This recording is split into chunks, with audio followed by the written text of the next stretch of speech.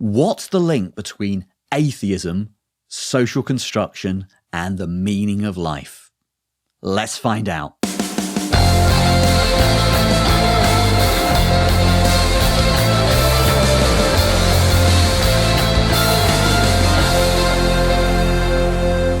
Hello everyone, welcome back to The Attic. My name's Mark Jago, I'm a philosophy professor in the UK. I've been making a series of videos on social construction, and as I was making them, I started thinking about links between this kind of debate and another debate that I'm really interested in.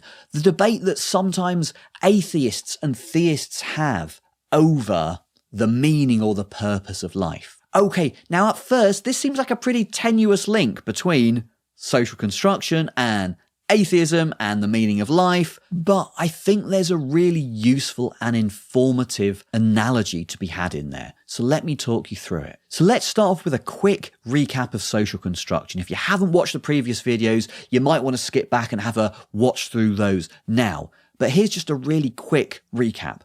When we say that something is socially constructed, we're saying that it exists, it's real, it has real causes and effects, but it's not a purely objective physical phenomena.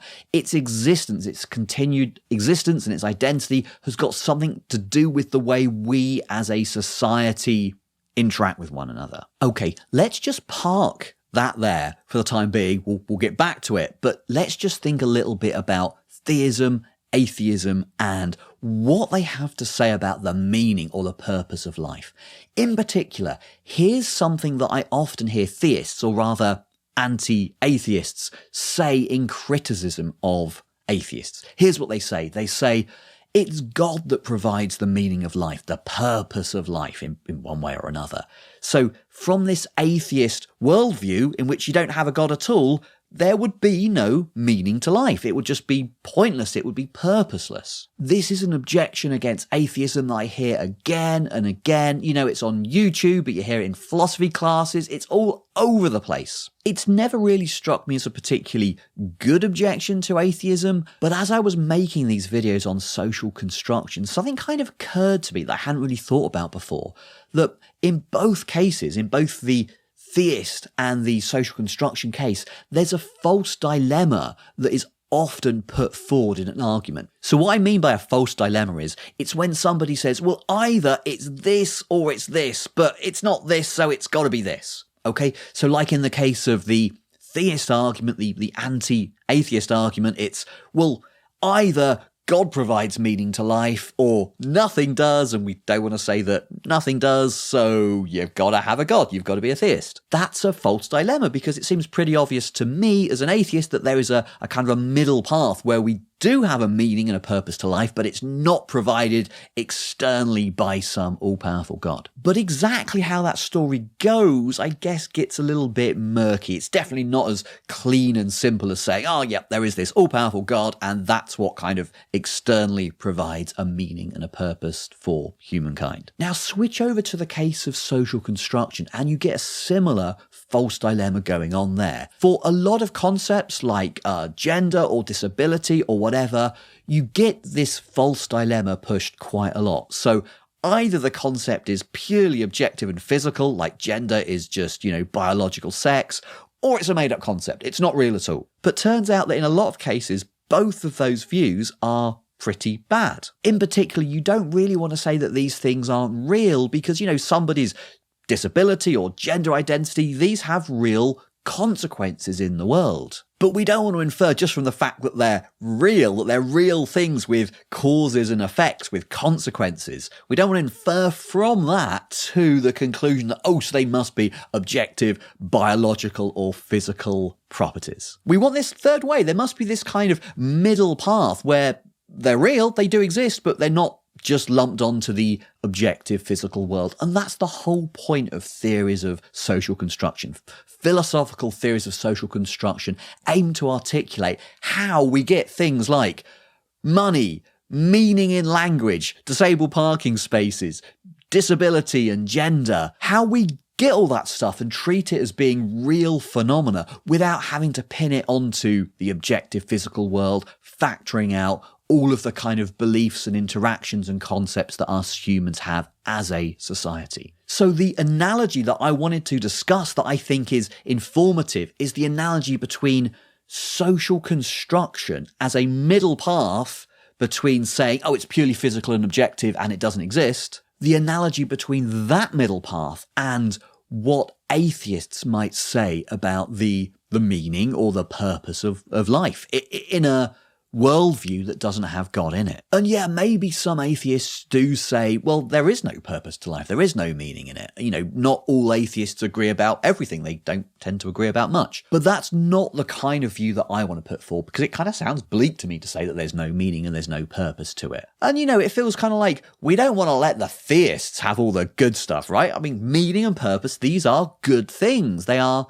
things that if they fall out of your life, it goes bad. So, you know, we don't want to sort of say, oh, you theists can have that good stuff and we can't have it as atheists. So we want to tell a story about how there can be meaning and purpose within an atheist worldview. Okay, so at this point, a lot of people say the meaning of life is it's whatever we make it. The purpose of life is it's whatever purpose we put into it. And that's kind of, you know, it's good as far as it goes, but it's kind of trite, right? Like it doesn't really have much kind of content to it. The theists, they have a whole metaphysical worldview that they can use to back up their story of the meaning of life. They have an all-powerful creator, and whatever that creator is saying is the purpose for mankind, that kind of goes within that worldview. And even though I don't have much sympathy for this as a worldview, I get why it works as a very attractive story of the meaning of life. You know, and if all us atheists have got to say is, oh yeah, it's whatever we make it, for me, that doesn't really cut it. I think what we need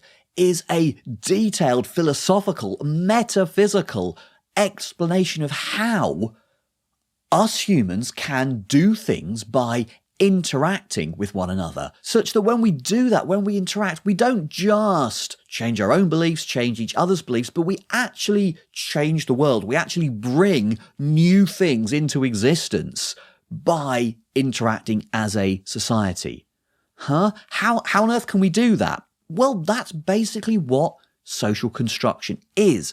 And that's the kind of question that social metaphysics aims to provide answers to explain how this process works and how merely by interacting and sharing our concepts and sharing our beliefs with one another, we actually change the world. So a really simple example of how merely saying things changes the way the world is getting married.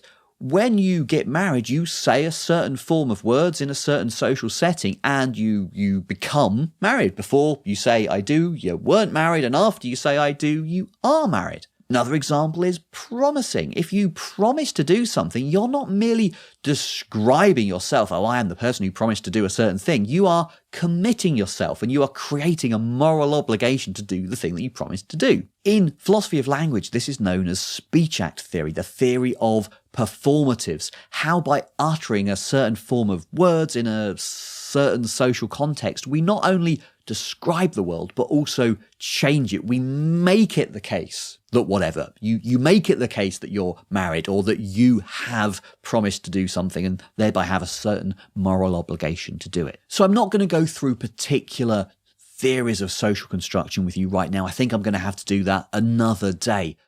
Really what I want to try and get across here is that it's actually really difficult to give a full story of social construction, how it works, what is the causal story, what is the metaphysical story, and I think just as importantly, how do the physical constraints out there impact on the kind of things that we can construct socially. So for example, I can't just take a little postage stamp and say, oh, let this be a disabled parking space. Okay, you can't fit a car on there, so I just can't do that.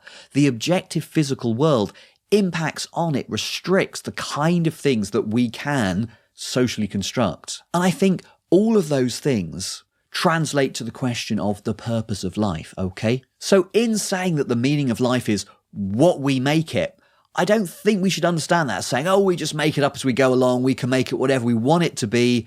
Clearly we can't. I can't make this postage stamp a disabled parking space.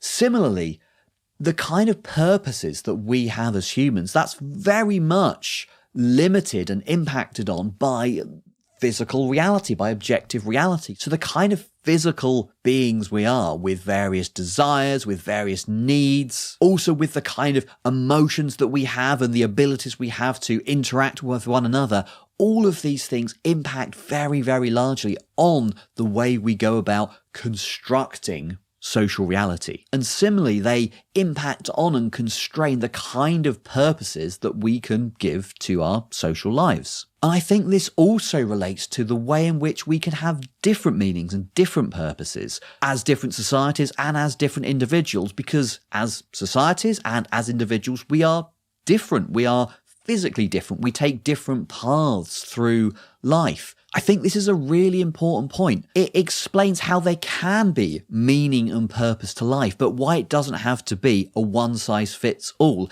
as it kind of tends to be in the theist worldview.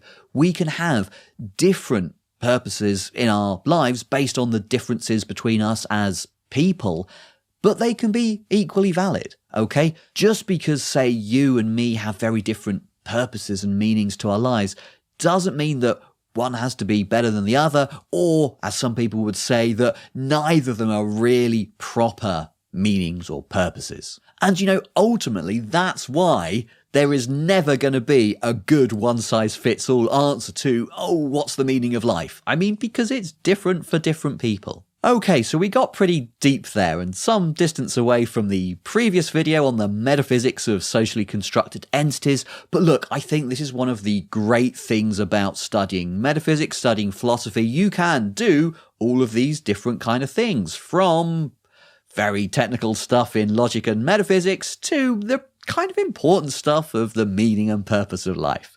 Okay, if you found this interesting, why not give it a big old thumbs up? Leave me a comment down below. They are always fun to interact with. Hit that subscribe button, hit the bell icon if you want to get notifications. Thank you so much for watching this far. I really appreciate it. I hope to see you back next time.